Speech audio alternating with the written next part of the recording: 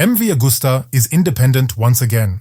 Timur Sardarov has successfully repurchased all shares from KTM, thereby regaining full and total control over the esteemed Italian brand. But what's the reason for the sudden split? In 2024, KTM still held a majority stake in MV Agusta, and everything appeared to indicate that a very promising future was ahead for both brands. Currently, each is following their own distinct path, seemingly heading off in two different directions. The good, the bad, and the ugly. And with that, welcome to the Motorcycles News. While MV Agusta is experiencing impressive growth, KTM is struggling with massive financial problems. But was this separation really just a strategic decision, or is there more to it? And above all, what does this mean for the future of both manufacturers? So let's take a closer look at all of this. MV Agusta is independent again. The surprising separation from KTM. The official confirmation came on January 31st, 2025. KTM sells all MV Agusta shares back to Timur Sardarov. This ends a partnership that only started in 2022.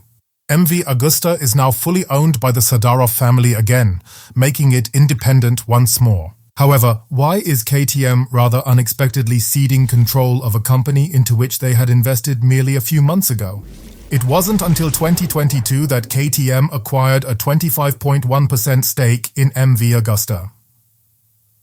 They wanted to stabilize the brands and also grow together.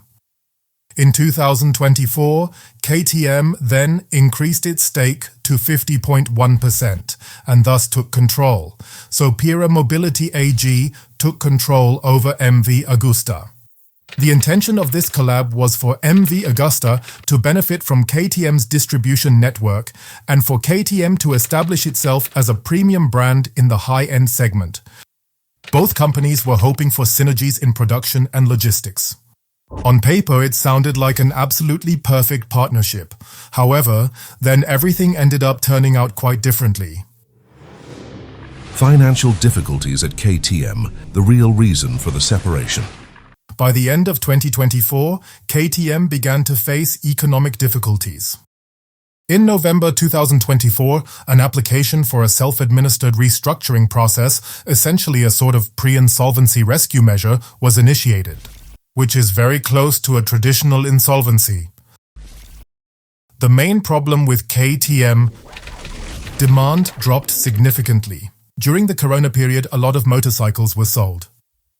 Production increased accordingly, and after Corona, everything changed again. Consequently, the inventory levels were excessively high. Moreover, the financial bottlenecks became quite noticeable, particularly due to the growing burden of existing credit obligations. The parent company, Pira Mobility AG, found it urgently necessary to either reduce costs or cut it. That is why the sale of the MV Agusta shareholding, because it will bring desperately needed capital into the company. As a result, MV Agusta will be unaffected by KTM's financial issues in the future, as they're independent again. Yet how does MV Agusta truly fare post-separation? Was that perhaps even a stroke of luck for the Italians?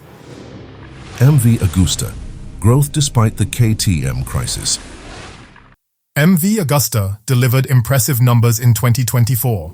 4,000 motorcycles were sold, an increase of 116% compared to 2023.